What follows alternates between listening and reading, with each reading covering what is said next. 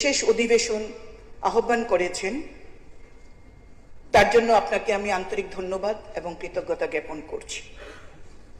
এই আইন এই দেশের মহিলাদের জন্য, যারা দেশের অর্ধেক আবাদি, যারা দেশের অর্ধেক ভোটার, যারা সরকার গড়তে এগিয়ে আসেন, তাদের আইনি অধিকার দেওয়া, সাংবিধানিক অধিকার দেওয়ার জন্য এক বিশেষ আইন দেশের মাননীয় প্রধানমন্ত্রীর নেতৃত্বে ভারতীয় জনতা পার্টির সরকার যে দেশে চলছে, সেই আইন 2023 সালের সেপ্টেম্বর মাসে পাশ করা হয়েছে লোকসভা এবং রাজ্যসভায়। কিছু বিশেষ সংশোধনীর জন্য 2026-এর 16 এপ্রিল থেকে 18 এপ্রিল একটি লোকসভার অধিবেশন আহ্বান করা হয়েছে। সেখানে আমরা সকলে অবহিত আছি যে কিভাবে কংগ্রেস নেতৃত্বে যে বিরোধী জোট, তারা এই বিলকে প্রত্যাখ্যান করেছেন। তারপর আপনার উদ্দেশ্যে আমরা যারা মহিলা বিধায়ক রয়েছি এবং আরো অনেক বিধায়ক, প্রায় 17 জন বিধায়ক, আপনাকে আমরা চিঠি দিয়ে জানিয়েছি যে একটি বিশেষ অধিবেশন আহ্বান করুন। এই রাজ্যের অর্ধেক আবাদি যারা, অর্ধেক ভোটার যারা, তাদের স্বার্থের জন্য এই বিধানসভায়, এই পবিত্র বিধানসভায় একটি গুরুত্বপূর্ণ আলোচনা অত্যন্ত প্রয়োজন। আপনাকে আন্তরিক ধন্যবাদ এবং কৃতজ্ঞতা জ্ঞাপন করছি। আপনি আমাদের এই দাবি, আমাদের এই অনুরোধকে সম্মতি দিয়ে এই বিধানসভার অধিবেশন আহ্বান করেছেন। মাননীয় বিরোধী দলনেতা সহ বিরোধী বেঞ্চের এবং ট্রেজারি বেঞ্চের সদস্যরা যারা বিজনেস অ্যাডভাইসারি কমিটিতে রয়েছেন, তারাও বিশেষভাবে এই অধিবেশনের জন্য সম্মতি প্রদান করেছেন। তাদেরকেও আন্তরিক ধন্যবাদ এবং কৃতজ্ঞতা। বিশেষ করে বিরোধী দলনেতার প্রতি আমার আন্তরিক ধন্যবাদ এবং কৃতজ্ঞতা। স্যার, নারী শক্তি বন্ধন অধিনিয়ম একটি যুগান্তকারী আইন, যার লক্ষ্য হলো দেশের লোকসভা এবং বিভিন্ন রাজ্যের বিধানসভায় মহিলাদের জন্য 33% সংরক্ষণ দেওয়া এবং রাজনীতিতে, প্রতিনিধিত্বে লিঙ্গের সমতা প্রণয়ন করা।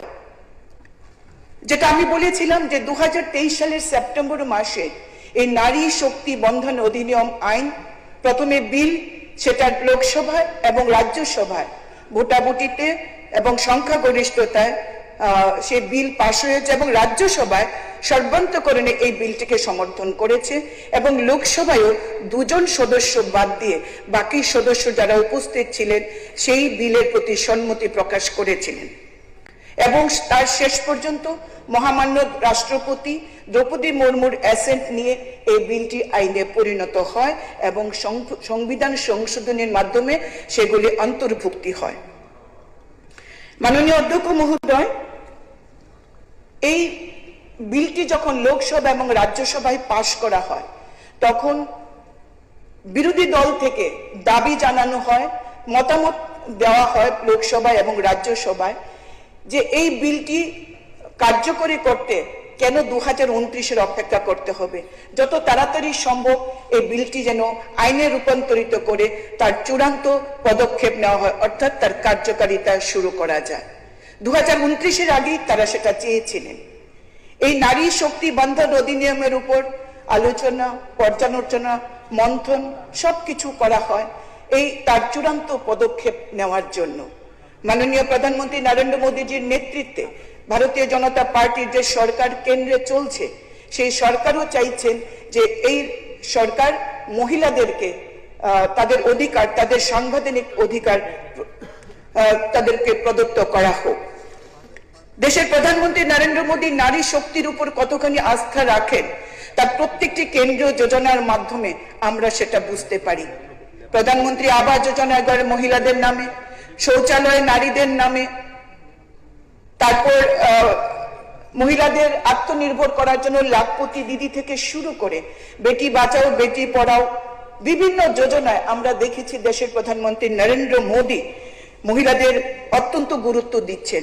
অর্থনৈতিকভাবে স্বাবলম্বী করা এবং শেষ পর্যন্ত তিনি চেয়েছেন রাজনৈতিকভাবে মহিলাদেরকে যাতে গুরুত্ব দেওয়া হয়, মহিলারা যাতে দেশের আইনি সভায় তারা যেন প্রতিনিধিত্ব করে তাদের কণ্ঠস্বরকে যেন তারা এই দেশ নির্মাণে, বিকশিত ভারত নির্মাণে তারা যেন ভূমিকা নিতে পারেন।